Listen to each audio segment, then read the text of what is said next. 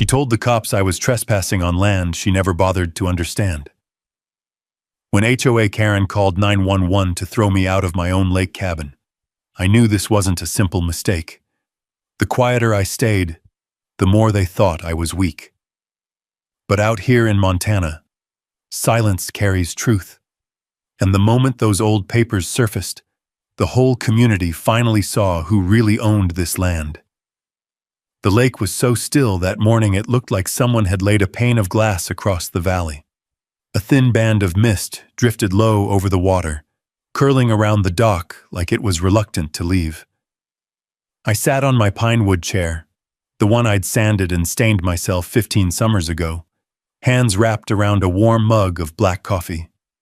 The air smelled of wet cedar, cold stone, and the faint sweetness of last night's rain drying on the cabin roof. Mornings like these were why I'd stayed. Mornings like these were the last place on earth I expected trouble to find me. But trouble came anyway. It arrived wearing a fitted navy blazer, pearl earrings, and an expression that could curdle milk. I heard the crunch of gravel before I saw her. Not the cautious step of someone approaching a stranger's home. No. This was the determined stomp of a person who believed the world owed her an explanation, and she planned to collect it in full. The woman marched up my wooden steps, heels clacking against the old boards that had held up just fine long before her HOA ever existed. She didn't knock. She didn't clear her throat. She didn't even pause long enough to glance at the view that made the entire region worth living in. She simply planted herself in front of my door, jabbed a finger in my direction, and barked the words that would rupture the peace of that morning. "You are trespassing. Step away from that porch right now, or I am calling the police." For a second, I honestly thought she was talking to someone behind me. I even turned my head, scanning the quiet stretch of shoreline, the rippleless lake, the distant pines leaning into the breeze. But no, she meant me. The man drinking coffee on the steps of his own cabin. The cabin my father had restored. The cabin I'd kept up for years, shingling the roof myself, replacing beams oak by oak. The cabin whose deed sat in a fireproof box under my bed. I set my coffee down on the railing, letting its warmth slip from my hands. Her face was flushed, anger, entitlement, maybe both. Her hair was gathered in a tight ponytail that pulled her features into sharper angles. The wind tugged at the hem of her blazer, but she held her stance rigid, as though the mere thought of softening would violate her personal code. "I'm Bethany," she said sharply, lifting her chin as if expecting applause. "President of the Clearwater Ridge HOA." I nodded slowly. I didn't say a word. Her eyes narrowed at my silence. "This property," she continued, tapping her clipboard with a manicured nail, "is part of our managed community space. You do not have permission to be here. Residents have complained about an unauthorized occupant in this cabin." I let the steam from my coffee rise between us. The air tasted metallic now, tension rolling in like a quiet storm. Somewhere down the lake I heard the hollow thunk of a boat rope hitting a wooden cleat. A goose honked once, startled by her volume. I finally spoke. "This is my cabin." The sentence was calm, simple, nothing more than fact. But Bethany reacted as if I'd insulted her entire bloodline. She yanked her phone from her pocket with a triumphant flourish. "That's enough. I'm calling 911. She didn't hesitate. She didn't question. She didn't ask for identification or history or explanation. She simply turned away slightly, pressed the screen, and spoke with the clipped confidence of someone who had never once been told no. "Hello, yes. This is an emergency. I have a trespasser at the community lake cabin. He's refusing to leave. Yes. I feel unsafe." Unsafe. The word hung in the air like a bad smell. A gust of wind pushed across the porch, carrying the scent of cold water and silt. My jaw tightened, but I didn't move. Years in this place had carved patience into my bones, even on mornings when someone tried to rewrite reality in front of me. While she paced, the boards creaked beneath her heels. She described me to the dispatcher like I was some kind of threat lurking on her property. "Mid-60s," she said, sitting like he owns the place. That last part twisted something low in my chest, but I swallowed it. Anger wasted energy. And besides, anger didn't change the truth. A pickup truck rattled down the gravel road leading to the shore. Sheriff Marcus always drove with one arm resting on the open window, letting mountain air slap him awake better than any cup of diner coffee. His tires spat dust as he pulled up beside the path. A second deputy stepped out too, adjusting his belt as he scanned the scene. Bethany practically leapt toward them. "Officers, thank goodness you're here. He refuses to leave the community cabin. This is supposed to be accessible only through approved HOA scheduling." Marcus's eyes drifted from her reddened face to my calm one.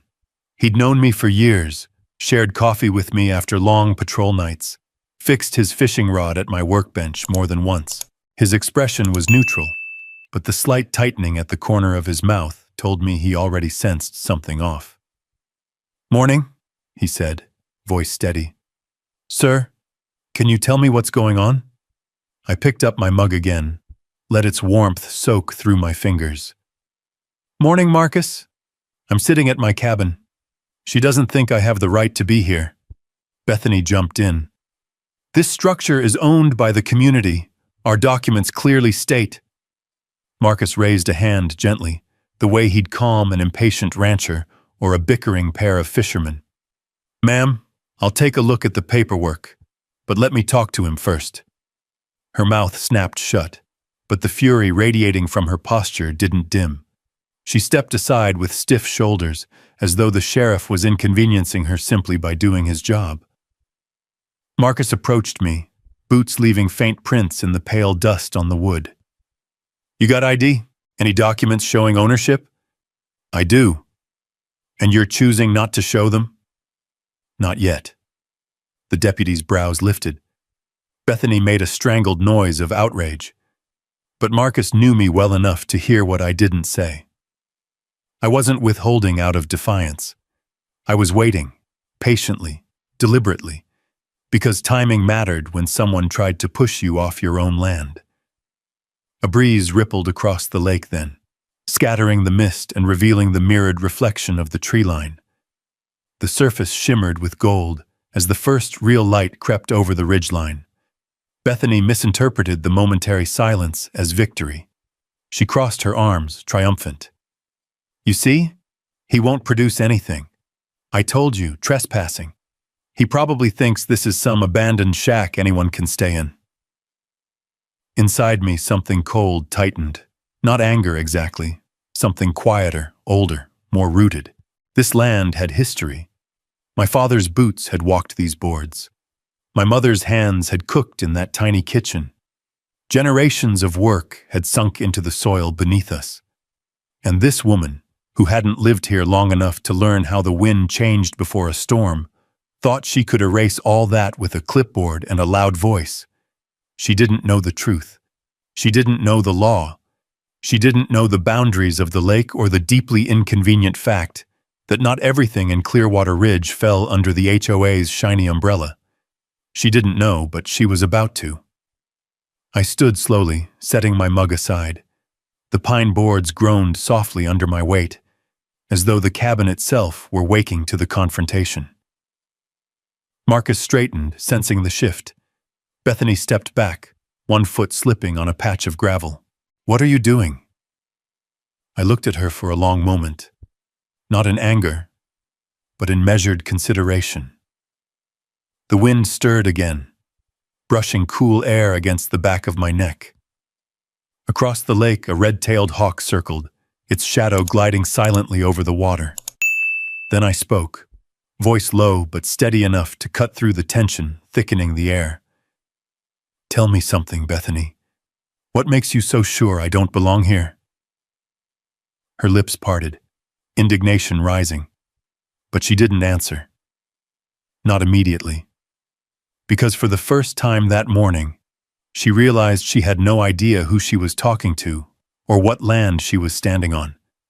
And that was the moment everything began to shift.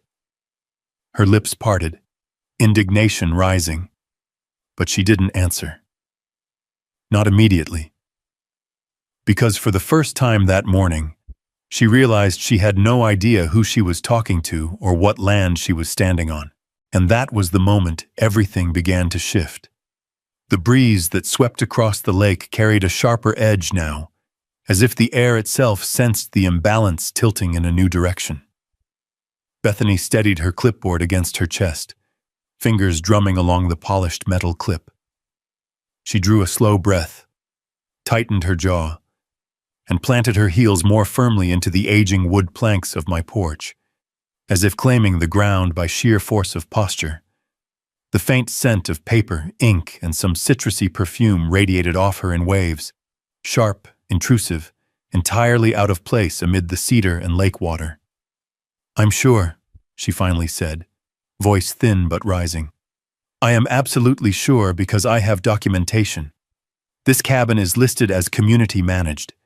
The HOA has full oversight, including access rights. These structures," she waved an impatient hand at the logs, the beams, the porch, "were included in the Clearwater Ridge expansion plans. They're under our authority." I didn't respond, not because I had nothing to say, but because silence often spoke louder, and my silence seemed to grate at her more deeply than any argument could have. Her lips tightened again, a small muscle beneath her left cheek twitching with irritation. She stepped closer, invading the foot of space between us with the confidence of someone used to winning, simply by speaking louder. "You can stare all you want, sir, but it won't change the facts. Residents have rules, property has boundaries, and you," she jabbed her pen toward the floorboards, "are violating both." Marcus cleared his throat from the yard below. Gravel shifted under his boots as he approached the steps, his wide-brim hat casting a shadow across his brow. "Bethany," he said steadily, "let's slow down. I'd like to see whatever maps or documents you've brought. We'll sort this out." She spun toward him, relief flooding her face as if he'd just chosen a side. "Yes, Sheriff, absolutely." She snapped open her clipboard and unfolded a trifold brochure, glossy and professionally printed. "This right here is the community layout, and this," she flipped to a laminated page, "is the recreational space map provided by the developer. You'll see the cabin listed under Lakeside Community Cabin A. Therefore, per regulations," the papers fluttered suddenly in a gust of wind, the lake's breath lifting a corner before pressing them back flat against her palm. She didn't seem to notice, too absorbed in her performance. I watched the sunlight catch the edges of the laminated sheet, bright enough to sting the eyes. But beneath that gloss lay something she didn't understand. A misunderstanding so deep, it bordered on fiction. Marcus took the papers and studied them quietly. His brows knit as he scanned the tiny print along the margins. "These are HOA planning documents," he said finally, returning them. "They don't show ownership, only intended use." Bethany's expression cracked for an instant, like a porcelain glaze hit by sudden cold, but she forced it back into place with stiff control. Intended use implies management. Management implies oversight, and oversight implies authority. You know that as well as I do. "I know what authority looks like," Marcus replied calmly, "and I know what overstepping looks like too." The color rose in her cheeks again, deepening into a blotchy red. She pivoted toward the cluster of onlookers beginning to gather near the shore. A couple walking their dog, an older pair holding fishing rods, a woman in a sweatshirt standing beside her bike. Their murmurs drifted through the air like low chimes. "This man is trespassing," Bethany announced loudly enough for her voice to carry across the water. "Everyone needs to understand that. This cabin is community-owned. If we allow unauthorized individuals to occupy structures like this, then everything we've built, our safety, our order, falls apart." Order. That word struck the air like a thrown stone. I watched the ripples move across the faces of the people listening. Some nodded uncertainly. Others glanced at me with sympathy or curiosity. But all of them held a question in their eyes. What was really happening?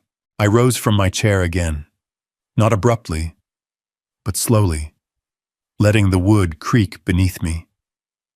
The sound echoed lightly under the porch roof, reminding me again how old this place was, how well it had aged, how many storms it had weathered.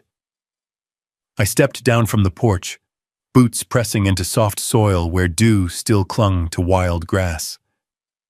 As I descended, the scent of wet earth mingled with the crisp tang of lake air, grounding me deeper into the land that had been in my family long before any HOA bylaws were drafted. Bethany's composure wavered. She took an involuntary step back as though my presence alone threatened the bubble of control she had created. "Sir," she snapped, "do not come any closer. I am still within my rights to request your removal." "Your rights," I said quietly, "are what concern me most." She blinked. "What is that supposed to mean?" "It means," I continued, brushing a pine needle from my sleeve, "you're operating under assumptions. Assumptions built on incomplete documents and second-hand information. You walked onto this porch certain of something you've never taken the time to verify." Her nostrils flared. "You are not a resident of Clearwater Ridge." "You're right," I said. "I'm not." A wave of murmurs rippled through the group behind her. Even Marcus looked at me with a flicker of surprise. Bethany seized the shift instantly. "You see?" she said triumphantly. "He admits it. This isn't his home. He doesn't belong here." I let her have her moment. She needed it. Sometimes people who believe they're in control cling hardest right before the ground gives way.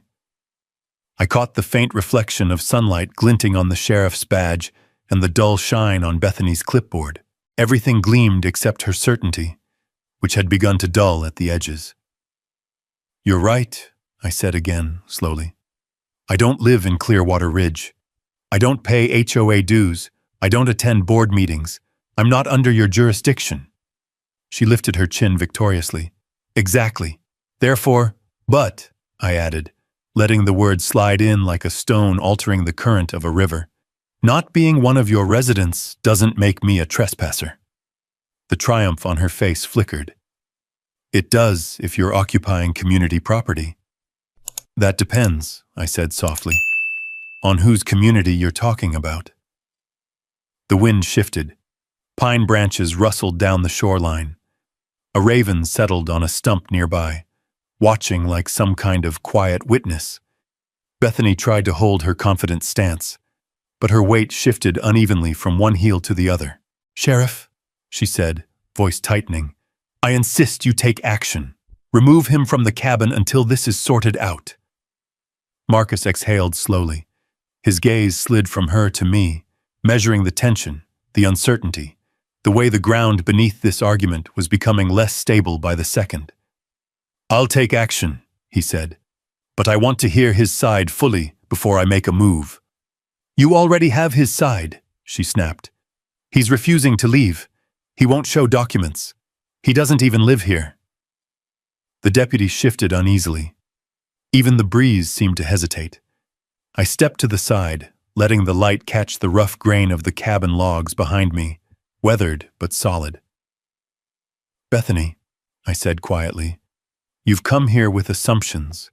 You've made accusations. You've called the police to a property you don't own. So let me ask you something directly." She swallowed. "What?" "Why?" I asked. "Are you so sure this land belongs to you?" Her breath hitched ever so slightly, and for the first time since she'd stormed onto my porch, real doubt flickered behind her eyes. She looked back down at her clipboard, flipping pages, searching for validation in ink and laminate rather than in truth. Her fingers trembled. "Because," she began, voice faltering, "because this is Clearwater Ridge. Everything around this lake falls under our authority." "No," I said, voice steady as the lake behind us. "Not everything." She stared at me. confusion beginning to bloom into something sharper. Fear of the unknown, fear of losing control. The dog walker murmured something to the woman beside him. The fisherman tightened his grip on his rod. The raven cawed once, cutting through the stillness. "You think you know this place," I continued, "but you don't. Not the history, not the landlines, not the deeds, not the rights that have been here longer than any HOA ever dreamed." Her face paled. "What are you implying?" "That you should have checked," I said, "before calling 911. The tension spiraled tighter, coiling around all of us like a drawn rope. A shoreline breeze rustled the reeds, whispering through the hollow spaces between them. Somewhere in the distance, a slate-colored cloud rolled across the mountains, though no rain threatened yet. Bethany's voice thinned to a brittle, desperate edge. "Sheriff, remove him, now!" Marcus didn't move. Instead, he turned toward me. "Sir," he said quietly, "I'll need to see whatever documents you have, whenever you're ready." I nodded once, but not today. Timing mattered, and the moment Bethany believed she had won was precisely the moment she had begun to lose everything she thought she controlled. I lifted my mug again, though it had cooled enough that the rim no longer warmed my hands. The air around us felt heavier, thicker, not with heat, but with that slow-building kind of tension that settles in before a storm rolls over the mountains. I stepped back onto the porch, the pine boards groaning softly beneath my boots, and returned to my chair. I let the silence stretch out, not indifference, but intention. Silence has weight. Silence, when used well, unnerves people far more than shouting ever could. Bethany did not appreciate silence.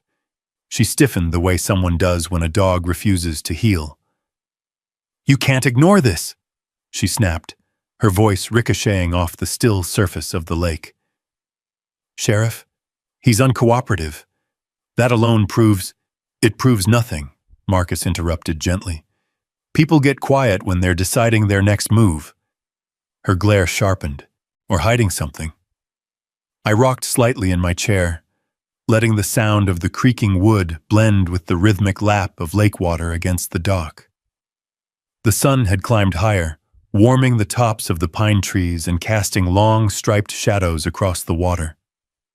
A dragonfly hovered over the railing, pausing like it too was observing the confrontation. The world around us carried on, steady, quiet, patient, while Bethany fluttered and fumed like a misplaced gust of wind fighting the wrong direction. The deputy leaned close to Marcus, whispering something I couldn't hear. Marcus shook his head once firmly. Even he seemed to understand that pushing me right now would only escalate things, and escalation wasn't what I wanted. Not yet. Behind Bethany, more residents had gathered near the shoreline. Their expressions varied, some curious, some bored, others uneasy in a way only small-town folks get when they sense a boundary dispute brewing. Nothing stirs up fears like the thought of losing access to a pretty lake they'd been promised in a glossy brochure. Bethany turned toward them, searching for reinforcement. "Everyone needs to understand," she announced, voice pitching higher than before, "that this cabin cannot be used by unauthorized individuals. If we allow this man to stay here, we lose control over the entire lakefront. The HOA exists to protect property values, to maintain order, and we can't maintain order if order isn't the same as ownership," I said quietly. My voice wasn't raised, but the sound carried across the porch and echoed into the morning air. The simplicity of it cut her off sharper than any accusation. Even the dog on the trail downshore stopped to listen. Bethany pivoted toward me. "Excuse me?" "You heard me," I said, keeping my tone even. "You're confusing oversight with possession. They're not the same."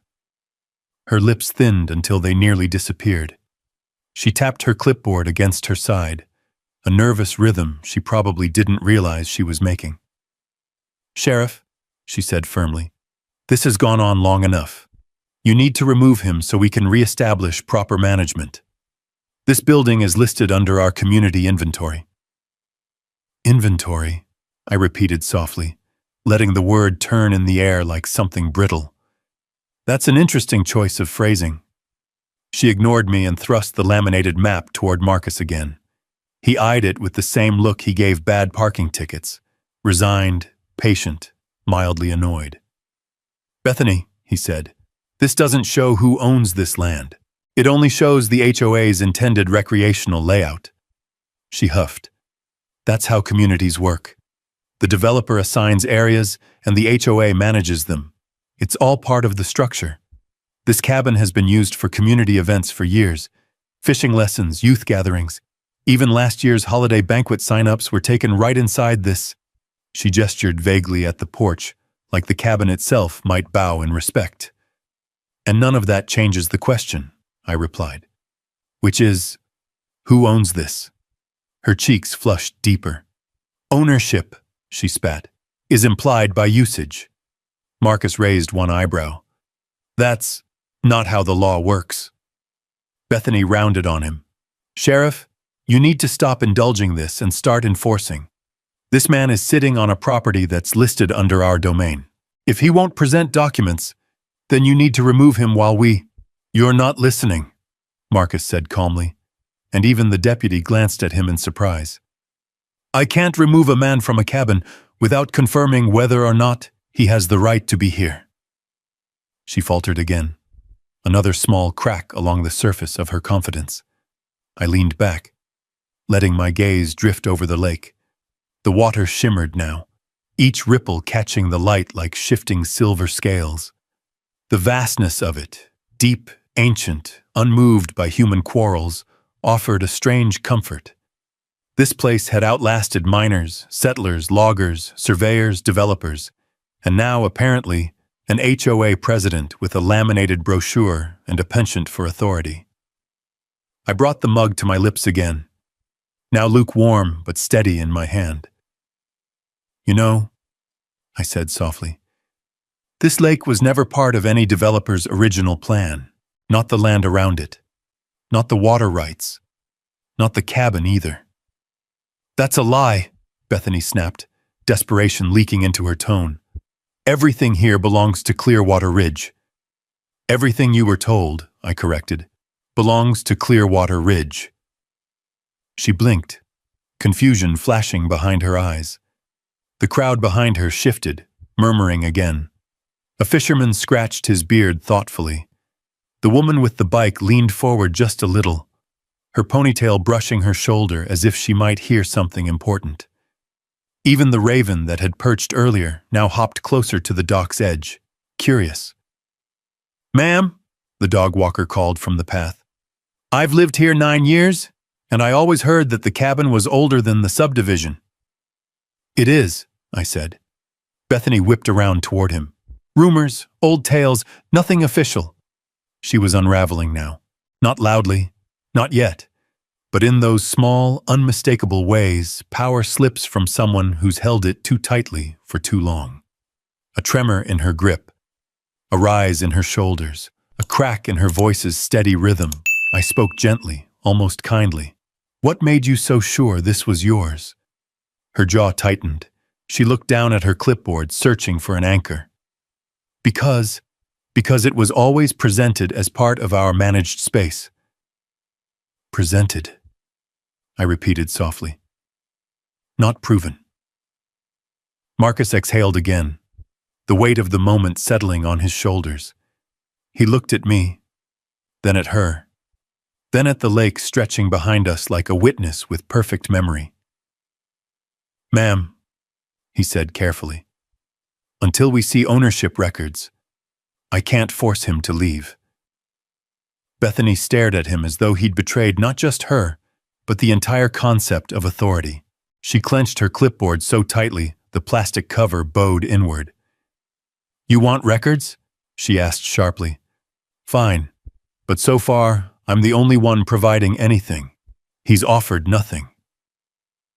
I didn't answer. Instead, I simply stood, the chair rocking back gently before settling still. I took my mug and walked to the edge of the porch.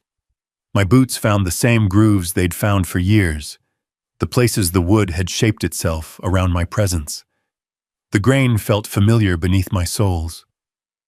I looked out across the water, letting the memory of my father's voice drift back, the way he'd said, "Son, land reveals itself slowly, but people reveal themselves fast." Bethany had revealed plenty. Still facing the lake, I said quietly, "Not all proof is loud." The wind shifted again, carrying the scent of pine sap, cold stone, and the faint rust of old metal from the anchor hooks near the dock. Behind me, Bethany's breathing quickened. "Sheriff," she said sharply, "this situation is unacceptable. If you won't remove him, the HOA will pursue every action necessary to—" And then she stopped. Because even she knew deep down that her actions had awakened something she hadn't anticipated. Not defiance, not hostility, not resistance even, but certainty. The kind of certainty a man carries when he knows exactly where he stands, and exactly what ground lies beneath his feet. I took one last sip from my mug and set it down gently on the railing, the ceramic clicking softly against the wood. The sound was small, but it echoed like a starting bell, because silence had played its role, and soon enough, truth would take the stage. I rose from the porch slowly, letting the weight of the moment settle into the wooden boards beneath my boots. The lake behind us shimmered under the strengthening sun, casting wavering reflections up against the underside of the deck, as if the water itself were waiting for what I was about to do.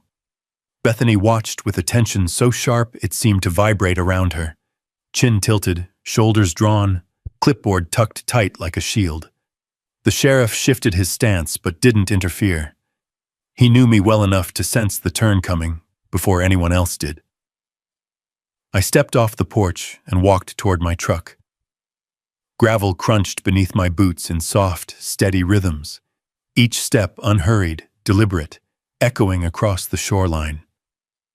The truck sat under the shade of an old lodgepole pine, its branches swaying gently, scattering needles across the hood in quiet green confetti. I opened the passenger door, the hinges creaking in a familiar way that spoke of years of use, not neglect.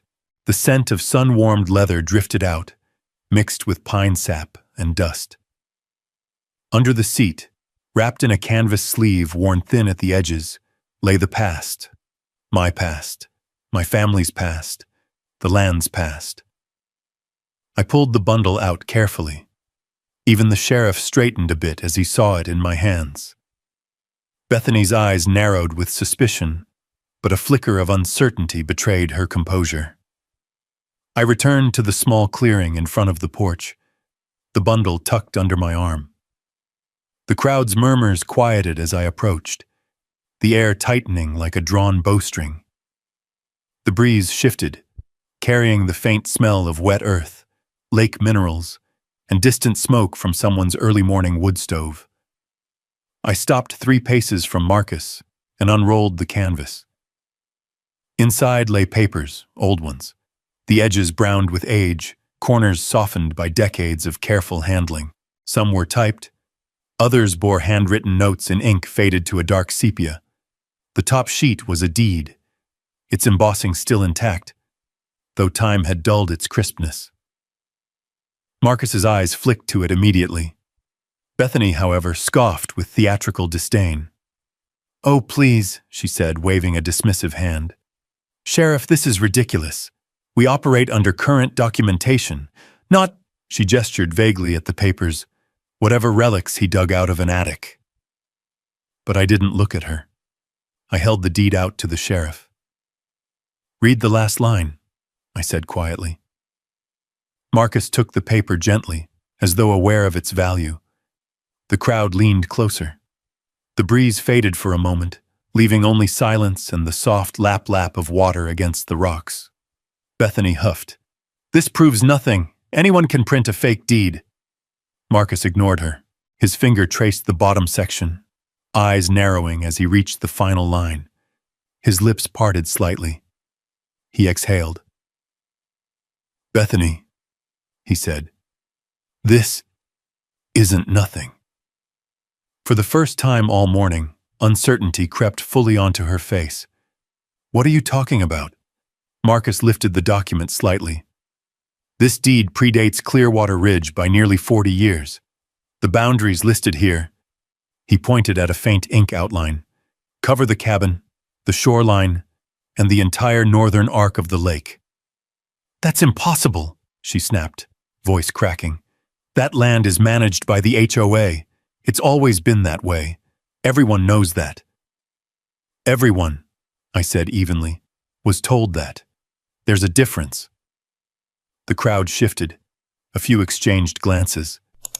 The dog walker stepped closer, squinting at the paper. A fisherman muttered under his breath. Even the raven on the dock seemed to hop forward, curious. I unrolled another sheet. A topographic survey from decades earlier, complete with compass bearings and a signature from an old surveyor whose family had lived in the region since the 1800s. The ink was faded, but legible. The seal, though weathered, remained intact. I held it toward Marcus. "This shows the original parcel lines, before the developer bought adjacent tracts, before the HOA existed, before Clearwater Ridge was even a name." Bethany stared at the documents as if they were snakes about to strike. "This is absurd. Nobody owns more than the developer recorded. All lakeside property is under HOA management. It's standard." "No," I said. "It's common, but not standard. There are exceptions."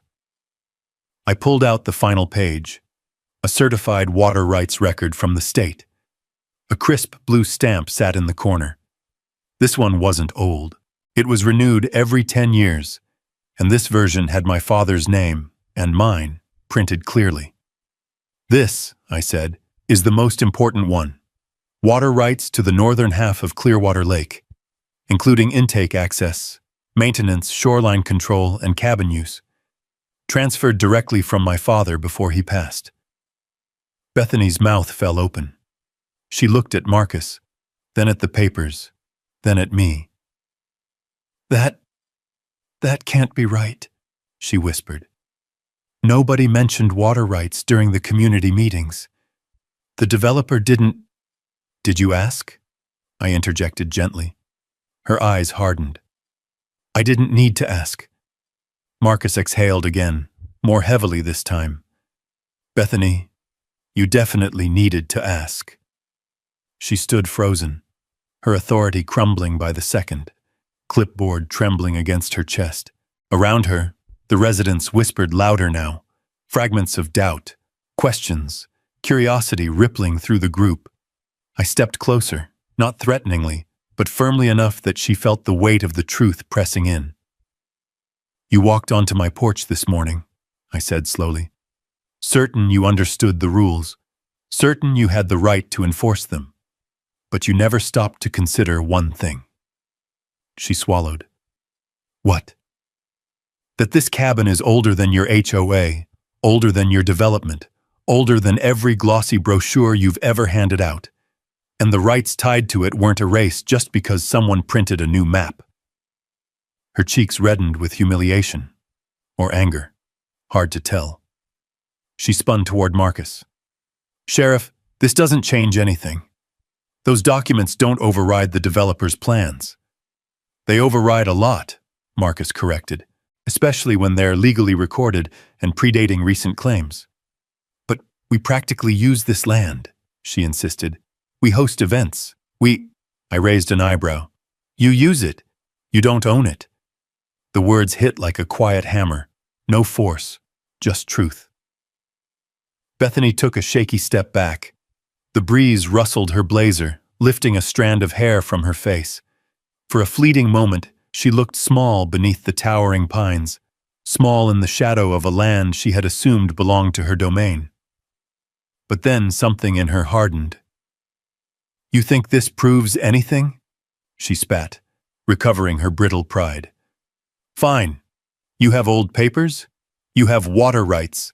But the HOA has authority given by the community and by the developer's agreements. If you think I'm stepping aside because of a few dusty sheets, they're certified, Marcus said. She ignored him, leaning toward me instead. You're mistaken. I will challenge this. I will contact the board. I will get legal involved. You're not scaring me with paperwork. I met her gaze, calm, unflinching, unmoved. I'm not trying to scare you, I said softly. I'm trying to inform you. The crowd murmured again. Someone muttered, maybe we should have known about this. Another whispered, I heard rumors but never thought. Bethany's chest rose and fell in sharp, rapid breaths. Her grip on the clipboard whitened her knuckles. You're bluffing, she said desperately. Am I? I asked. I gestured toward the papers still in Marcus's hand, their edges fluttering lightly as the wind picked up. The lake's surface rippled with the breeze, sunlight splintering across it like scattered mirrors. Bethany stared at the documents as if hoping they might dissolve under scrutiny. They didn't. The truth had taken the stage, and nothing, not her voice, not her authority, not her indignation, could sweep it away. She took one final look at me, eyes burning with something deeper than frustration, fear, maybe, or disbelief, and then turned sharply on her heel. This isn't over, she said. She stalked away from the porch, each heel strike hitting the earth like a punctuation mark of denial. And as she walked, her shadow stretched long across land she never truly understood, land that had always told a different story. The moment she disappeared behind the line of pines, the crowd began to thin. Not because their curiosity had faded, but because a strange, uneasy quiet settled over them, like the air after lightning strikes, but before thunder announces itself. Even the lake seemed to pause, its surface holding still despite the soft push of wind drifting down from the ridge. I gathered the old documents and rolled them carefully back into their canvas sleeve, the paper crackling like brittle leaves. Marcus watched me do it, arms crossed loosely over his chest. The deputy stood nearby, shifting his weight from one foot to the other, unsure whether to linger or return to the cruiser. You always did know how to pick your moments, Marcus said finally, his voice carrying the faint rasp of an early morning that hadn't gone the way he expected. It wasn't my moment to pick, I replied. She made it for me. He huffed a quiet breath. Not quite amusement, not quite exasperation. Bethany isn't going to let this go. You know that. I do. You ready for what comes next? I slid the strap of the canvas sleeve over my shoulder, letting it hang securely at my side. I've been ready for years. That made him pause.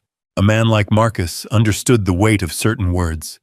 He understood the patience required to wait out storms, or the resolve needed to create one. The dog walker at the shoreline tugged lightly on his leash, murmuring to the golden retriever, who kept glancing nervously toward the cabin. The fisherman reeled in his line and shrugged when his wife whispered something to him. A teenage girl on a mountain bike frowned thoughtfully and took one last look at the cabin before pedaling away. One by one, they drifted off, carrying pieces of the morning's revelation with them, like seeds caught on their clothes, bound to take root somewhere. But their silence wasn't confusion. It was recognition. Something they'd believed about this lake, its story, its borders, its ownership, had cracked. And once a crack forms, light tends to pour in. I returned to the porch and lowered myself slow into the pine wood chair. The groan it gave felt like an old friend whispering welcome. The sun had risen high enough to warm the top railing, its heat seeping into my palms as I leaned forward and braced my hands against it. The lake glimmered in widening circles of gold.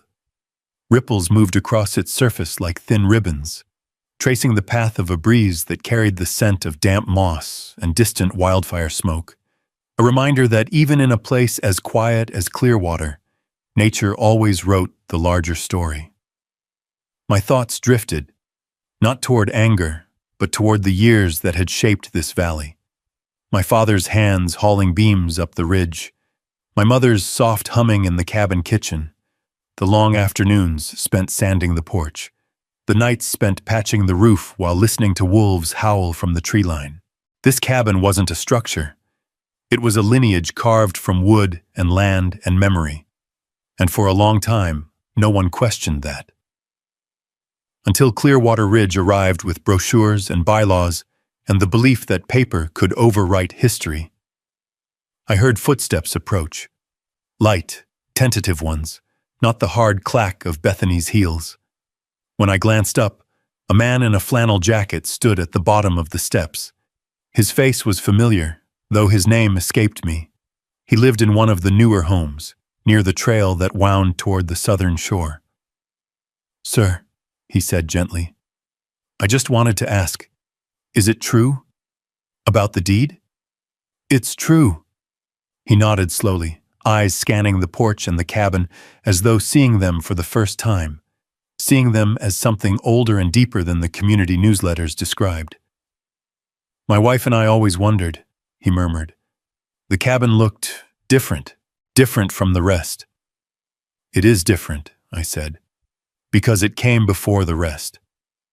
He nodded again, seeming to absorb it. "Well," he said after a moment, "I guess not everything in this valley is as simple as the HOA wants it to be." "No," I agreed. "It isn't." He hesitated, then lowered his voice. "For what it's worth, I think she overstepped today." I gave him a gentle half-smile. "She steps the same way every day. Today, she just picked the wrong porch." He chuckled under his breath, an uneasy but honest laugh, then raised a hand in farewell before walking back down the gravel path toward the manicured streets of Clearwater Ridge. The sun climbed higher, warming the shingles of the cabin roof and filling the valley with a bright, open light. I stood and walked down to the shoreline, boots leaving indentations in the damp soil. The lake lapped lazily at the stones, drawing lines that receded and reformed with each small wave. I knelt and dipped my fingers into the water. It was cold, glacial cold, the kind that prickled the skin and carried a clarity city taps could never imitate. My father always said you could taste a place in its water.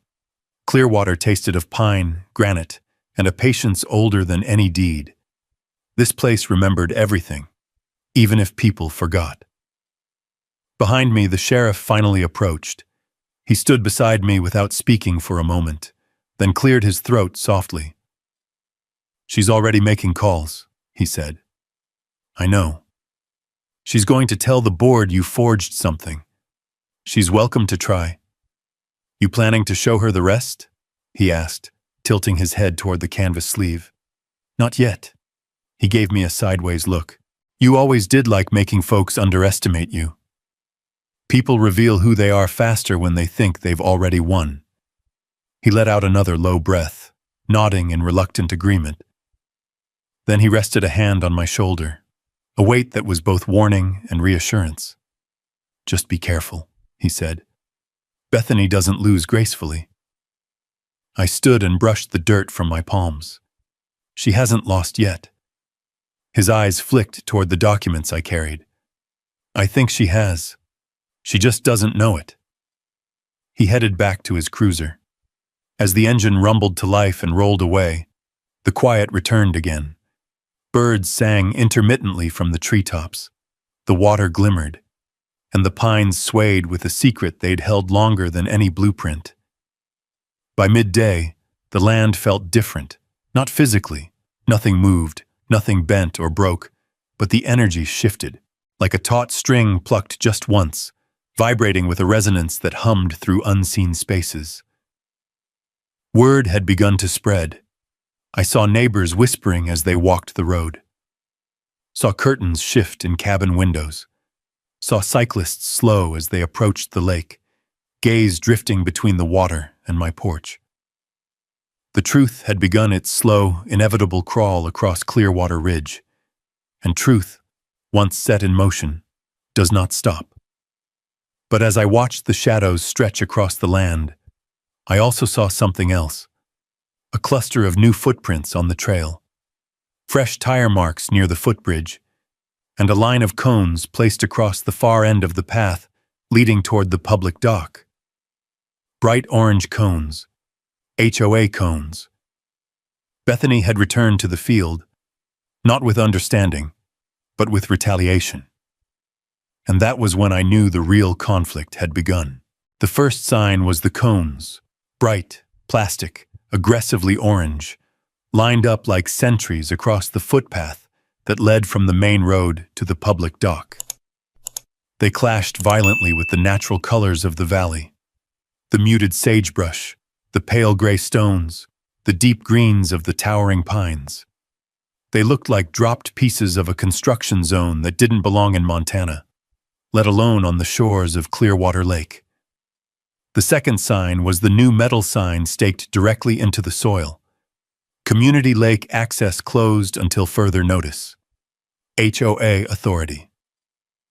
Violators subject to fines. The third sign, the one that really told me she was escalating, was the wooden barrier she'd ordered her volunteers to drag across the trail. I recognized the lumber.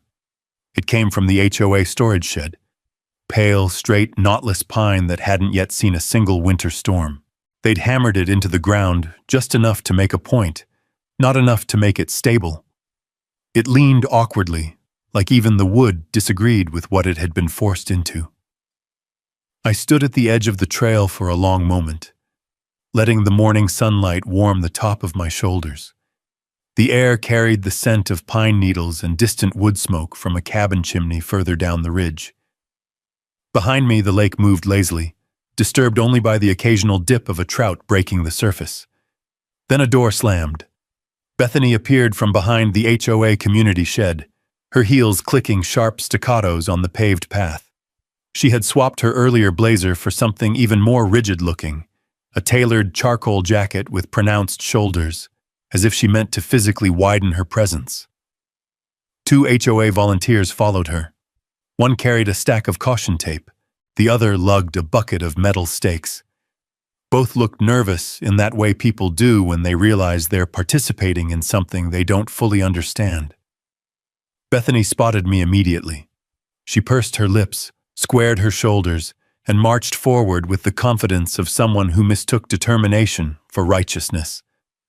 "Sir," she called out, her voice clipped and bright with artificial authority, "you are not permitted to stand on this trail at the moment. It is under temporary review." I looked down at my boots, planted firmly on the dusty earth. "This trail?" "Yes," she said. "This entire section, in fact." "Strange," I murmured, "because this trail isn't on the HOA maps you showed the sheriff earlier." Her jaw tightened. "We have extended jurisdiction during disputes." "That's so." "It is," she snapped. "And until we determine the legal boundaries surrounding this lake, you are not allowed to trespass on community-managed land." I let the breeze carry a slow breath out of me before speaking. "Bethany, this isn't community land. You've simply been using it." "That's not how usage works," she said sharply. "Long-term patterns establish expectations. Expectations establish rights." "You're describing habits," I corrected gently. "Not law." The volunteer with the caution tape shifted uncomfortably. "Ma'am," he murmured, "are we sure we're supposed to block the whole trail? Folks use it every—" Bethany shot him a glare so sharp it practically sliced the air. "We are maintaining order," she said, enunciating each word as though speaking to someone hard of hearing. "And order requires decisive action." Decisive action, apparently, now included choking off access to the lake. She turned her attention back to me, pointing her clipboard like a weapon. "You are interfering with HOA operations. That alone is a violation." "I'm standing," I replied. "On dirt." "On restricted dirt," she corrected. I almost smiled. The deputy sheriff's cruiser appeared in the distance, rolling down the gravel path with its familiar rumble. The sight made Bethany puff up like a bird preparing for a territorial fight. "He'll confirm everything," she said confidently. and you will be escorted off this land while we sort matters out." The cruiser parked, and Deputy Nolan stepped out. Not Marcus. Nolan was younger, earnest, and tended to follow rules with a kind of rigid enthusiasm that made him a favorite of the HOA. Bethany greeted him with open relief. "Deputy, perfect timing. This man is, once again, hindering community management efforts." Nolan adjusted his belt. "Sir, the HOA says—" "Deputy," I cut in gently, "do you personally know who owns this stretch of land?" He blinked. "Well, the HOA manages it." "That's not the question I asked." I watched him hesitate, not out of defiance, but uncertainty. He glanced at the cones, the signs, the barrier, then at me, then at the canvas sleeve strapped over my shoulder. The weight of the morning hung heavy between us, thickening like rising fog. "The sheriff," I continued, "saw the documents. Did he tell you what they showed?" Nolan shook his head. "He just told me to monitor things until he returns." "I see." Bethany stepped between us, heels digging into the dirt. "Deputy, I need you to enforce restricted access. This individual refuses to comply with HOA directives. He presents falsified documents, attempts to challenge community authority, and—" "You always did enjoy the sound of your own voice," I said, not unkindly, just plainly. She flinched, not at the words, but at the tone. I hadn't raised my voice, hadn't argued, hadn't matched her fire. That unnerved her more than open confrontation ever could. "You can't speak to me like that," she sputtered. "I'm not speaking to your title," I said. "I'm speaking to your choices." Her breath hitched. A crack formed, not visible to the eye, but audible in the tremble that crept into her voice. "You're trying to embarrass me," she accused. "No," I answered quietly. "You're doing that on your own." The lake wind picked up, fluttering the edges of the caution tape still rolled in the volunteers' hands. The smell of water and sun-warmed pine filled the air. Somewhere in the distance, a hawk cried out, a sharp, slicing note. The moment stretched. Then Bethany snapped. "If you refuse to comply," she said, voice sharp with tightly coiled fury, "we will escalate this legally. We will pursue injunctions. We will petition the county. And we will assert our jurisdiction over this lake." I nodded once. "Good." She blinked. "Good?" "Because then," I said, "you'll have to prove what you claim." Deputy Nolan swallowed hard. Bethany sputtered. "Prove? We don't need to prove." "You do," I said. "And when you try, you'll learn the same thing the sheriff did. That this land, this shoreline, this cabin, and this trail were never yours to begin with." Wind rustled the cones, knocking one slightly off its base. Bethany stared at me, expression shattering into a mixture of disbelief and fury. "You're bluffing again." I stepped past her, not brushing against her, not challenging her physically, simply walking the trail I had walked since childhood. The soil gave softly beneath my boots, familiar, welcome, unthreatened. "No," I said. "I'm waiting." "For what?" she demanded. "For you," I answered, "to make your next mistake." The words hung in the air like smoke. She turned away sharply and barked new orders at her volunteers. "Block everything, no lake access without my express approval, tape the entire trail, put up secondary signs, and call an emergency board meeting. This ends today." But it wouldn't end today, because she had just crossed a line she didn't know existed. And in doing so, she had stepped even deeper onto land that never belonged to her. Not in maps, not in law, not in truth. Not even in the story this valley told every morning when the lake opened its eyes to the rising sun. The cones, the barricades, the slapped-together signs, Bethany's little empire of plastic and plywood, glowed harshly in the late afternoon light. Their colors jarred against the warm tones of the valley, like foreign objects dropped on sacred ground. The trail, once an open ribbon of earth winding through the pines, now looked like a scene of petty occupation. a place seized not by authority, but by insecurity. I stood still and watched her pace in quick, jerking strides, issuing orders with the clipped fury of someone fighting shadows.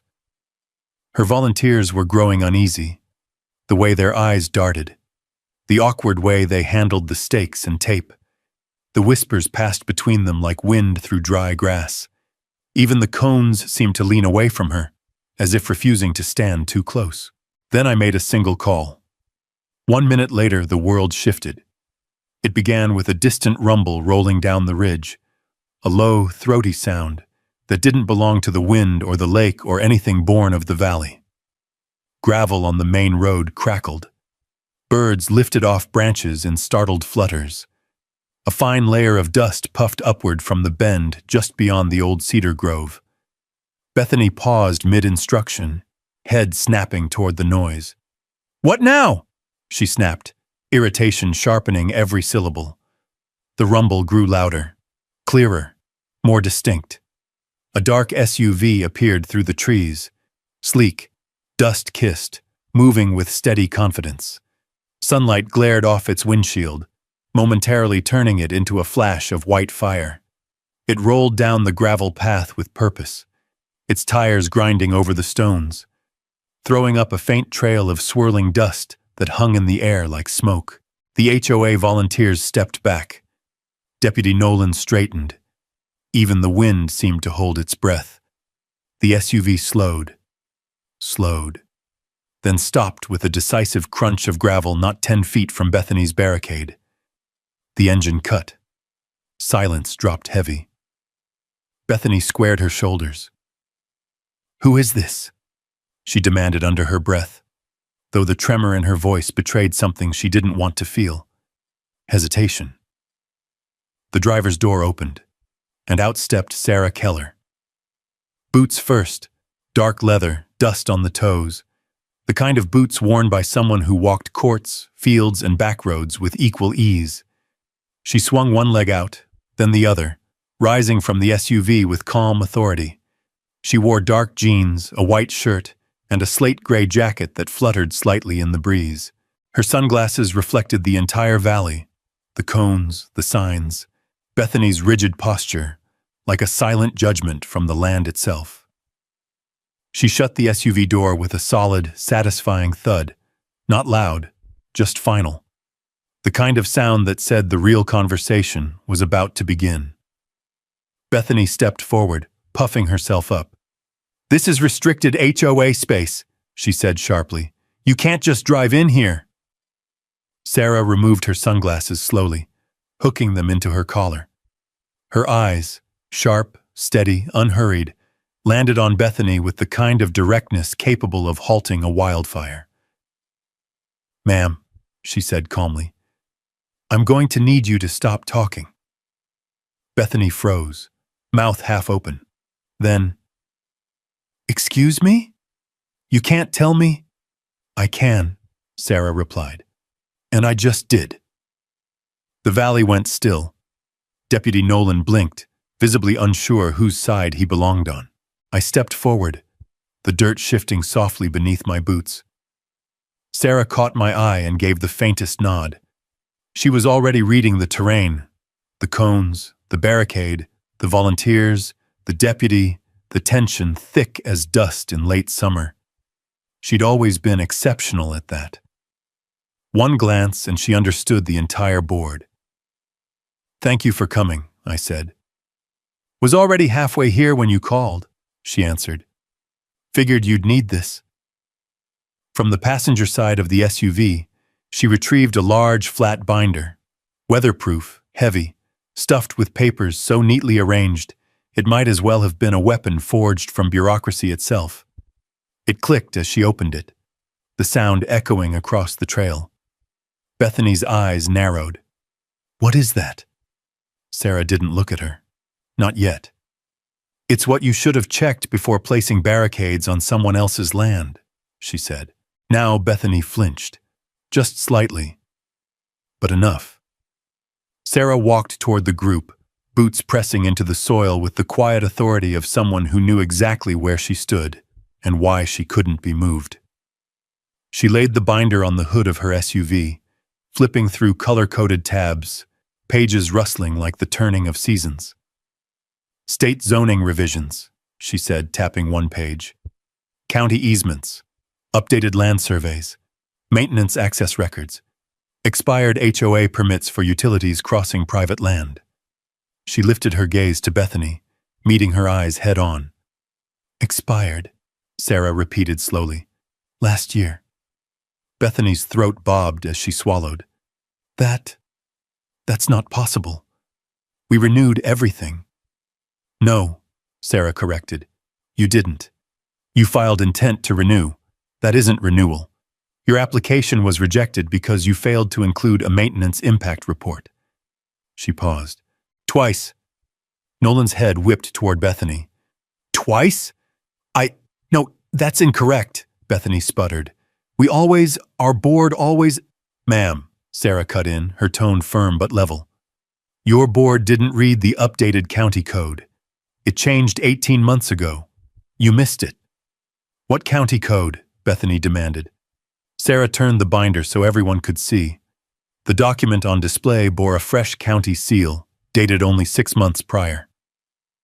This one, Sarah said, which clearly states that any easement crossing private land must be periodically renewed with the landowner's verification.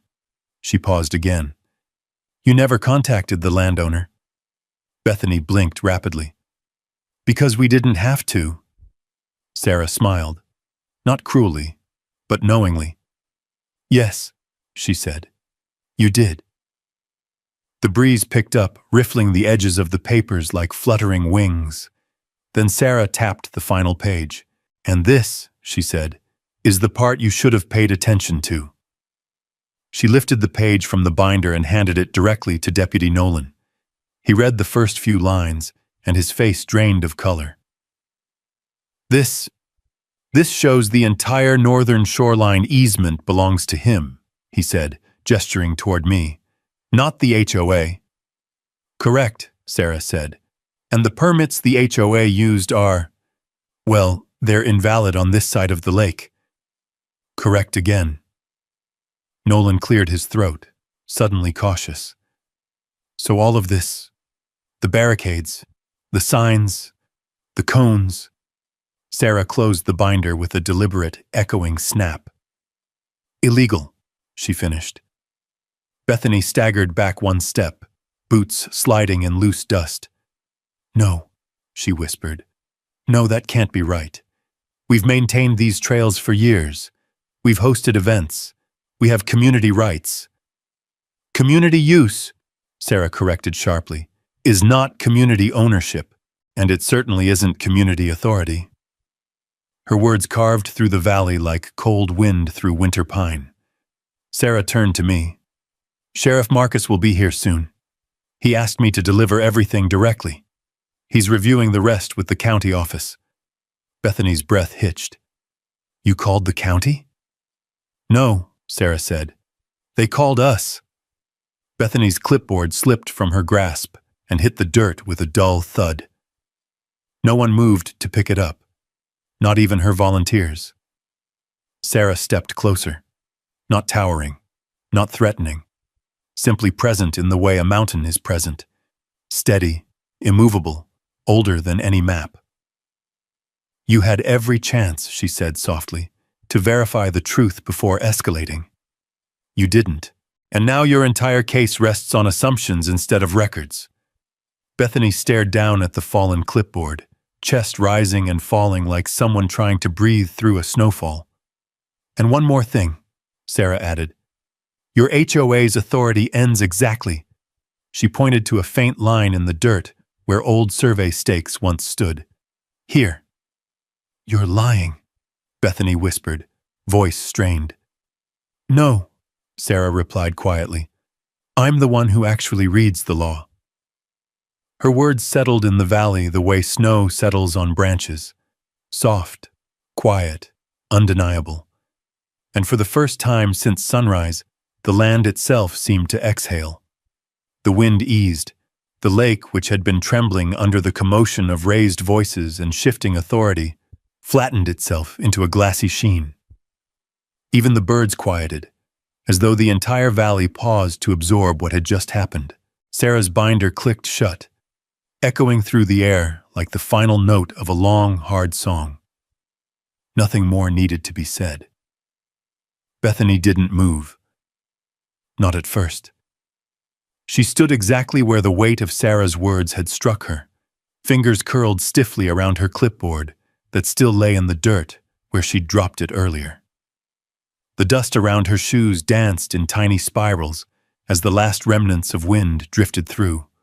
Her eyes were fixed not on Sarah, not on me, but on a point somewhere far beyond the pines, as though she were searching for a reality where this wasn't happening. But there was no such place, because the land doesn't lie, and neither do the papers that define it. The HOA volunteers, unsure what to do, hovered in a loose semicircle near the cones. Their faces had changed. Gone were the eager, obedient expressions they wore earlier, when they followed Bethany's instructions with unquestioned loyalty. Now they looked around with hollow discomfort, shifting on their feet, eyes lowered as though afraid to make eye contact with anyone. One man removed the caution tape from his hands slowly, folding it with an awkwardness that revealed more guilt than regret. Another nudged one of the cones with his toe, watching it wobble and settle lopsided in the dirt. Only Deputy Nolan remained where he stood, but even he looked smaller somehow, chastened by the revelation he'd been unaware of. "Let's clear a path," he muttered to the volunteers, but no one moved. Not until Sarah gave a short nod in his direction, a quiet signal that the legal stage had closed. Then, reluctantly, they began removing the cones, gathering them with hesitant hands, as though touching them now carried a weight they hadn't anticipated. I stepped a few paces back from the group and let the quiet settle over me like a blanket. The sun had dropped lower behind the ridge, bathing the valley in a soft amber glow that turned the lake into a sheet of molten gold. My shadow stretched long behind me, merging with the shadows of the pines. This silence was the moment I'd been waiting for. Not the confrontation, not the escalation, not even the unveiling of truth. This moment, the moment when nature reclaimed its voice and people were forced to listen to it. Because the land always speaks last. Sarah approached me, her footsteps soft on the trail. "Told you she'd pushed the wrong direction," she murmured. "She pushed a lot of directions," I replied, watching Bethany still frozen in her place. "This is just the first one that pushed back." Sarah crossed her arms, leaning against her SUV. "She'll need time to process it." "She'll need more than time." A faint breeze carried the smell of lake water and sun-warmed pine sap. It drifted across the dried dirt, lifting the edges of a small pile of leaves by the barricade. One leaf tumbled loose, skittering across the ground until it landed near Bethany's boots. She glanced down at it sharply, almost flinching, as if even nature was mocking her. Deputy Nolan cleared his throat. "Ma'am, we should remove the signage until further review." Bethany didn't answer. He tried again, gentler. "Bethany, you should pick up your clipboard." Still nothing.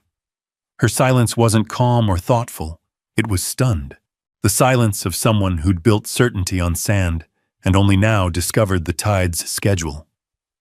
I turned away from the scene, my boots crunching softly over the gravel as I walked back toward my cabin. Each step felt heavier, not with exhaustion, but with the slow release of tension that had wound through the valley all morning. The pines rustled softly overhead as I passed beneath them, their branches shading the path with shifting patterns of gold and green. When I reached the cabin porch, I paused at the first step and looked back. Sarah was speaking quietly with Nolan. The volunteers stood uncertainly near the trailhead, no longer sure who to follow or what to believe. The barricade had already been dismantled, leaning like discarded lumber beside a pile of cones. The caution tape fluttered weakly from a stump where one end still clung. And there, at the center of it all, Bethany stood alone. Small, deflated, confused. The land around her, the land she'd tried to claim through laminated maps and aggressive certainty, now framed her like a witness. The soft sway of grasses, the murmur of the lake, the golden haze of sinking light, all of it surrounded her quietly, without judgment, without anger, simply existing in a truth older than any HOA document. This silence wasn't for victory. It wasn't triumph. It was clarity. I stepped onto the porch, the wood groaning beneath me with a familiar creak. The smell of pine resin rose from the beams as the sun warmed them. I reached my chair and lowered myself into it, the seat molding to my weight like an old friend. From here, the whole valley stretched out before me, the lake reflecting the sky, the trees moving like slow dancers in a soft breeze, the shadows stretching long across the open terrain. I let out a long breath, steady, controlled, and felt the weight of the morning lift gradually from my shoulders. The canvas sleeve with the deeds and surveys rested by my feet. Its presence wasn't triumphant. It wasn't a weapon. It was simply the truth. Quiet, patient, immovable, just like the land. Sarah gave me a small wave before getting into her SUV. Tires crunched over gravel as she drove away, raising a thin veil of dust that shimmered in the dying light. When her vehicle disappeared around the bend, the valley grew even quieter, as if the world were settling back into place after being shaken loose. Slowly, the residents dispersed. Some paused to glance my way. Some nodded faintly. Others looked uncertain, their morning assumptions shattered. But none approached Bethany. None offered comfort. None followed her.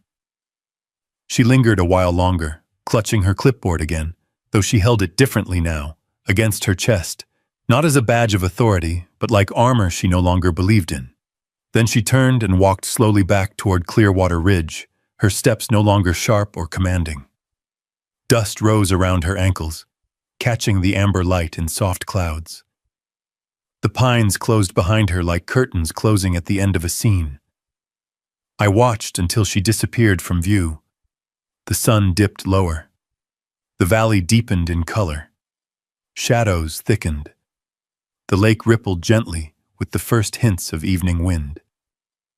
I leaned back in my chair and let my eyes follow the slow dance of golden reflections across the water. The storm had passed, but the quiet afterward, the weighty, meaningful, waiting quiet, told me something unmistakable.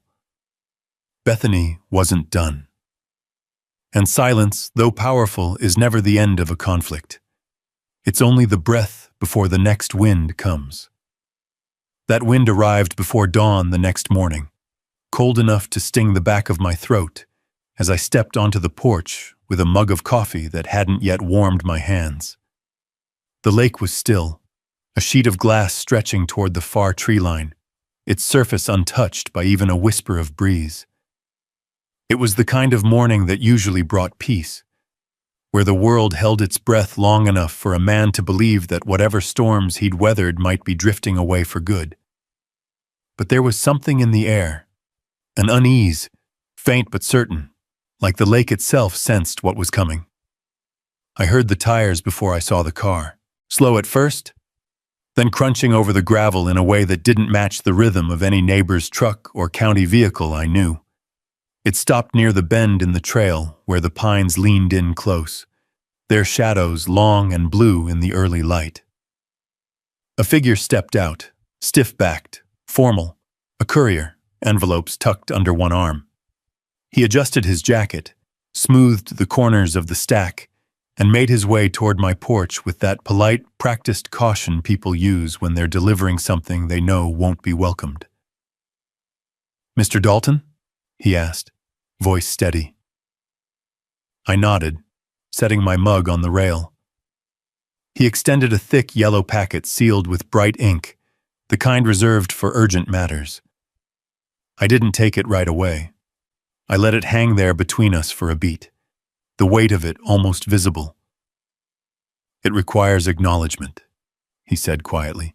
I signed the small digital pad he offered and finally accepted the envelope.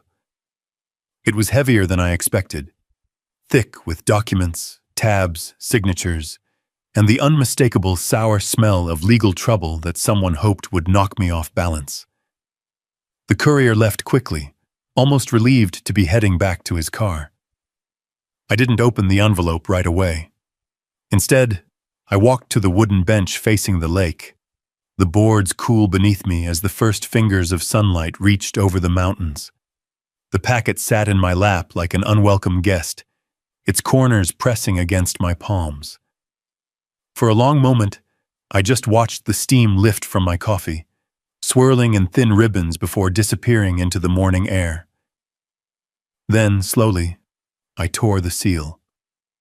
The first page told me everything. Emergency petition for injunction, filed by Bethany Crowley, president of Maple Ridge HOA. Claims: harassment, unauthorized construction, community endangerment, illegal obstruction of shared resources, trespass upon common property, and at the bottom, in bold print, request for immediate court action. My jaw tightened, not out of anger would have been easy, but out of something deeper, older. A recognition that when someone like Bethany began to lose their grip, they often chose escalation over truth. She wasn't folding. She wasn't reflecting. She was doubling down, reaching for whatever thread of authority she had left and trying to wrap it around my neck. I flipped through the pages, the paper rasping against itself in sharp, unforgiving sounds. There were maps, doctored ones, signatures, some suspiciously neat, others dated incorrectly, and emails printed out in which she claimed I had threatened residents, sabotaged HOA operations, and methodically destabilized community morale. One message even suggested I had exerted psychological control over uninvolved citizens, a phrase so absurd I breathed a humorless laugh into the cold air. But beneath the exaggerations lay something more dangerous: fabrication. Official stamps placed on the wrong lines. A zoning chart cut and pasted into a format no city clerk would ever approve. It wasn't just sloppy, it was desperate. And desperation has a way of tearing truth apart piece by crooked piece. I heard footsteps on the gravel path behind me. Heavy ones, measured, the kind belonging to a man used to wearing a badge and the responsibility that came with it. Sheriff Marcus emerged from the trees, his face half-shadowed by the brim of his hat, eyes scanning me first, then the papers in my hands. "You got one too?" he asked. I lifted the envelope in silent confirmation. He exhaled, long and low, before dropping onto the bench beside me. His coat creaked as he sat, the scent of pine and dust clinging to the fabric. "She filed hers with the county just after midnight," he said. "Came in loud, waving binders, insisting on emergency action. Clerks called me before sunrise asking whether you were unstable or dangerous. I told them no." He paused, rubbing his thumb along his jaw. But she didn't stop there. I waited. "She's reached out to a state-level office, some regulatory division that doesn't even oversee lakes or land surveys. Sent them copies of this mess." He tapped the packet. "Claimed the sheriff's department was compromised because I didn't evict you on her command." I stared at the water. It reflected the sky in perfect stillness, but beneath that glassy surface lay depth, currents, something alive and unbothered by noise at the shore. "She's trying everything," Marcus murmured. "Throwing nets into waters she doesn't understand." "She's afraid," I said softly. He nodded. "And dangerous people get more dangerous when they're afraid." A gust of wind drifted through, rippling the lake's surface. A pair of geese stirred near the reeds, wings shuffling. The world moved gently, but something in my chest tightened with the knowledge that this wasn't over. Far from it. I stood slowly, stretching the stiffness from my limbs. Thank you for telling me, I said.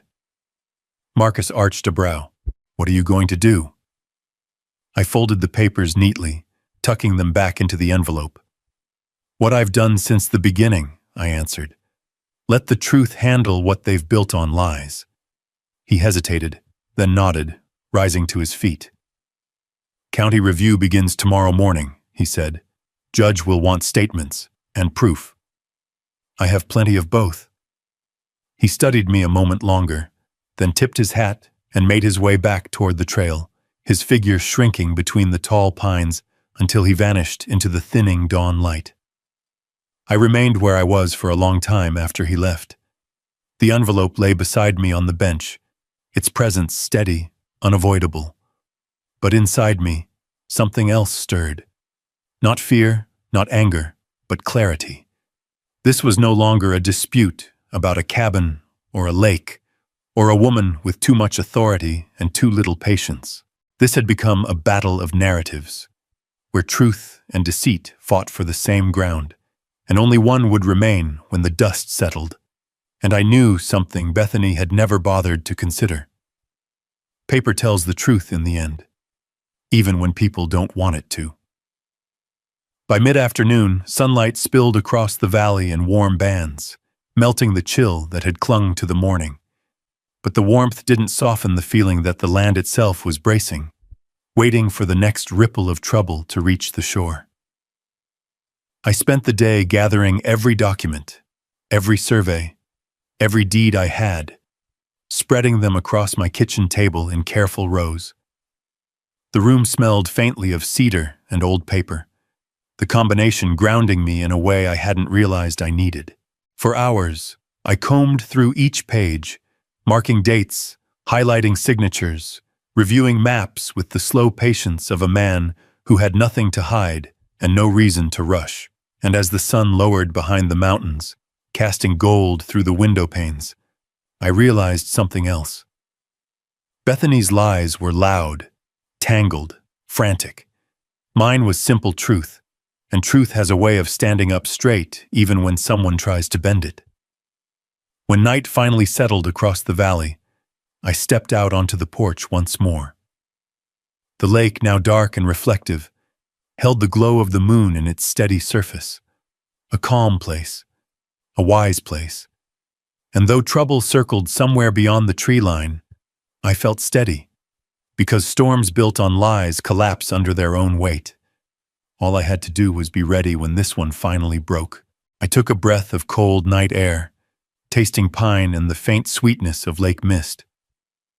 Somewhere in the distance, a single owl called out, a low, resonant note that drifted across the water like a warning or a promise. And I knew the next move wasn't mine. It was hers. But when it came, I would answer it, with truth sharp enough to cut through anything she brought forward. The night deepened. The lake listened, and I waited for what tomorrow would bring. Morning arrived without fanfare. No wind, no birdsong, just a soft gray haze settling over the valley, like the land itself was bracing for something final. I stepped out onto the porch with a mug that had long gone cold, watching the mist curl along the surface of the water. It carried the shape of the mountains on its back, drifting with the slow patience of something ancient. Even before I saw the first car on the ridge road, I knew the day had come when lies would meet their end. By 9 o'clock, the gravel pull-off near the old courthouse was already filling. Ranch trucks, HOA SUVs, county sedans, they lined the road in uneven rows, engines ticking as they cooled. Folks gathered in small clusters, murmuring in that low, uncertain tone used when a community doesn't know whether it's attending a trial or a reckoning. I walked past them quietly. No one stopped me. Some nodded. Some stepped aside. And some, the ones who'd stood proudly behind Bethany for years, simply stared at the ground as I passed. Inside, the courthouse smelled of pine polish and old paper, the same smell it carried the day I filed my first land deed decades ago. Today it felt heavier, as though every case ever heard within its walls leaned forward to watch this one unfold. The judge, Harold Provence, a man with a beard like winter frost and a stare that had softened only with age, took his seat with slow authority. "Let's begin," he said, voice settling over the room like weighted cloth. Bethany sat at the front table to the right, her blazer pressed crisp, her jaw tense enough to crack. Beside her, 3 HOA board members shuffled binders stacked with color-coded tabs that meant nothing and everything at the same time. On my side sat Sarah, calm as a mountain shadow, flipping through her papers with the deliberate elegance of someone sharpening a blade. The clerk read the accusations first, Bethany's petition, her claims, her timeline. The words echoed across the room: harassment, obstruction, community destabilization. Each accusation heavier than the last. When the reading ended, Bethany rose with a smooth, practiced posture. "Your Honor," she began, voice bright and tight like polished brass. "This community is in crisis. This man has built fences meant to intimidate, constructed barriers across shared paths, and interfered with essential utilities." "Utilities?" Judge Provence interrupted gently, eyes narrowing. "You'll need to support that claim." Bethany lifted a sheet triumphantly. "Right here. A map indicating the northern waterline running directly beneath the fenced area." The judge adjusted his glasses, scanned the page, then frowned. "This form was retired 10 years ago, and the signature on it," he tapped the bottom corner.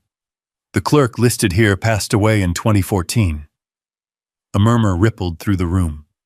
Somewhere behind me, a man whispered, "Lord help her." Bethany swallowed, but didn't back down. "She prepared this form before her retirement." Sarah rose slowly. "Your Honor, may I?" She crossed the room, heels clicking with soft finality, and placed a folder on the judge's bench. "Here are the current utility maps, certified, updated, and verified by the county. The northern line she refers to was rerouted 9 years ago. The area in question has been inactive since before the HOA existed." Judge Provence flipped through the documents. "Thank you, Ms. Brooks." Bethany's face tightened. The board members beside her shifted, uncomfortable. One cleared his throat, but said nothing. Next came the zoning dispute.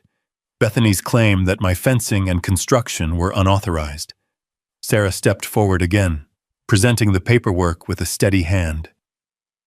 "Your Honor, these permits were approved through the county, reviewed by the Environmental Department, and signed off by the State Land Office." Her voice carried through the room with quiet authority. "All dated, all certified, all long before Ms. Crowley filed her complaint." Judge Provence leaned back. "I see." It wasn't the judge's tone that rattled the room, it was the silence that followed. Thick, heavy, the kind that pressed down on a person's ribs. Even the air seemed to wait. "And now," Sarah continued, retrieving one more document, "there is the matter of easements." She laid out the survey maps, rolling lines of ink depicting boundaries, water rights, and the narrow path the HOA believed it controlled. These easements expired last spring. No renewal was filed, which means any HOA use of this land during the summer months was without legal foundation. A shock of whispers erupted. Bethany shot up again. "That's impossible. Our previous president renewed those rights every cycle." Judge Provence studied her, then turned to the clerk. "Has there been any renewal?" The clerk, a soft-spoken woman with silver hair, shuffled through records. "No, Your Honor, nothing filed in the last 2 years." Bethany tried again, voice rising. "Well, someone must have mishandled the paperwork. Someone—" "Ms. Crowley," Judge Provence interrupted gently. "Please sit." She sat, but not with grace. She fell into her chair as though the weight of her own words had finally caught up to her. The courtroom grew still. Finally, the judge folded his hands. "Mr. Dalton," he said, turning toward me, "please approach." I did, slowly. The wood floor creaked under my boots as I stood before the bench, the smell of old varnish filling my lungs. "You have provided documentation that is complete, consistent, and legally sound," he said. "You have shown long-term ownership predating the HOA by decades.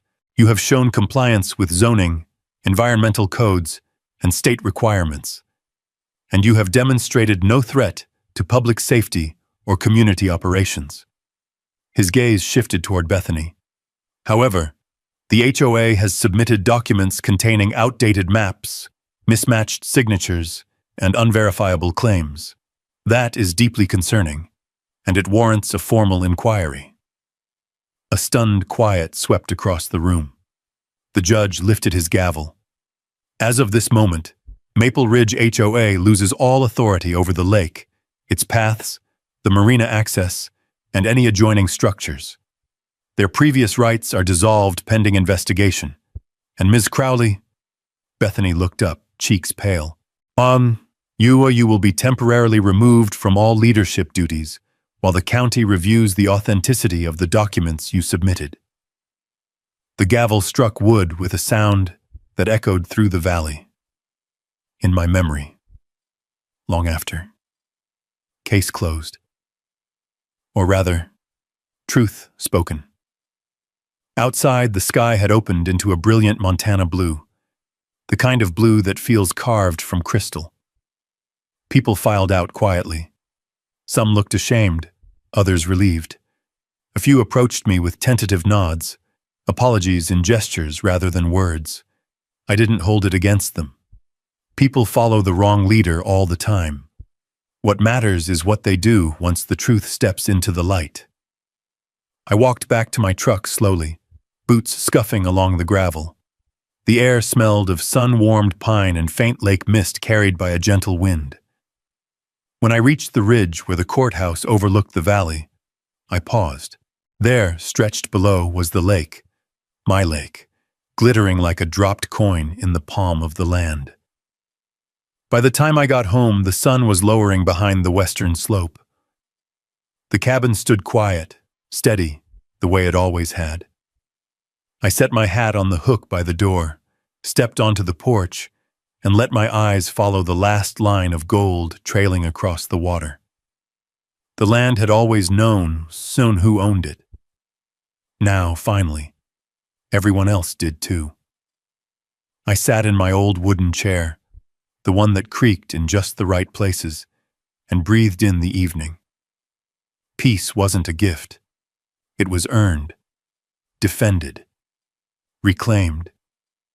And today, it had come home. The lake listened, and this time it answered with silence. The good kind, the lasting kind, the kind that settles into a man's bones and tells him he has done right by the land that raised him. Sometimes standing your ground is just choosing quiet truth over loud lies. If you've ever dealt with an HOA or had to fight for what's yours, drop a simple yes in the comments so I know I'm not alone out here. And if you'd like more stories about justice, land, and the people who hold fast to both, go on and subscribe. There's plenty more to tell.